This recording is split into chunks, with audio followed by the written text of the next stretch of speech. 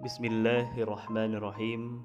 Assalamualaikum warahmatullahi wabarakatuh. Hamdan wa syukran lillah. Asyhadu an la ilaha illallah wahdahu la syarikalah wa asyhadu anna Muhammadan abduhu wa rasuluh. Sahabat CMP yang dirahmati Allah, pada kesempatan kali ini saya akan membahas mengenai ujian hidup bagi muslim. Hidup bagi seorang muslim sejak ia akil balik sampai malaikat maut menjemputnya merupakan suatu ujian. Ujian yang tidak hanya sekedar untuk dilalui, tetapi juga akan dinilai oleh Allah Subhanahu wa Ta'ala. Dengan ujian itu, secara nyata Allah mendapati siapa di antara hamba-hambanya yang paling baik amalnya. Allah Subhanahu wa Ta'ala berfirman dalam Quran surat Al-Mulk ayat kedua, Alladzi khalaqal mauta wal hayata liyabluwakum ayyukum ahsanu amala. Yang menciptakan mati dan hidup untuk menguji kamu, siapa di antara kamu yang lebih baik amalnya. Sahabat CMP yang dirahmati Allah, ujian yang diberikan oleh Allah kepada hambanya yang muslim bisa berupa dua hal. Yang pertama yaitu berbentuk musibah, dan yang kedua berbentuk kenikmatan. Pada hakikatnya keduanya sama, merupakan ujian dari Allah. Keduanya memiliki potensi yang sama, yaitu jika lulus menghadapinya akan mendapatkan pahala dari sisi Allah Subhanahu wa Ta'ala. Bagi orang beriman, sebenarnya ada rumus umum tentang ujian itu, bahwa seorang yang lebih kokoh keimanannya akan mendapatkan ujian yang lebih berat. Bisa dianalogikan seperti ini, bahwa ujian murid SD akan lebih mudah dibandingkan ujian murid SMP. Sama halnya, ujian murid SMA akan lebih sulit daripada ujian murid SMP. Kaidah itu berlaku dengan ujian hidup bagi seorang mukmin. Semakin besar keimanan, maka akan semakin berat ujian yang dihadapinya.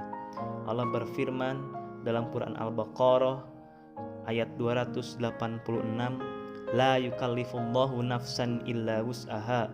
Allah tidak akan memberikan ujian, Allah tidak akan membebani seseorang melainkan sesuai dengan kesanggupannya. Rasulullah SAW pernah menjawab pertanyaan Sa'ad bin Abi Waqqas mengenai tingkatan ujian itu. Sa'ad bin Abi Waqqas bertanya, "Ya Rasulullah, siapakah yang paling berat ujiannya?" Beliau menjawab, "Para nabi, kemudian orang-orang yang semisalnya, kemudian orang yang semisalnya." Seseorang akan diuji sesuai kadar keimanannya. Jika imannya kuat, maka ujiannya akan bertambah berat. Jika imannya lemah, maka akan diuji sesuai kadar kekuatan imannya. Hadis riwayat Tirmidzi dan An-Nasa'i.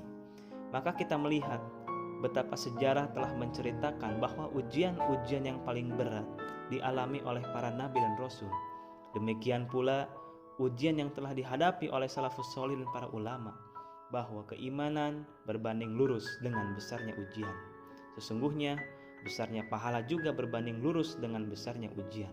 Semakin berat ujian seseorang, maka semakin besar pula pahala yang diperolehnya manakala ia lulus dalam menghadapinya. Dan ujian itu juga merupakan tanda cinta, bukti cinta dari Allah Subhanahu wa Ta'ala untuk hamba-hamba terkasihnya. Rasulullah SAW bersabda, "Inna idhomal jazai ba'a idhomil balai."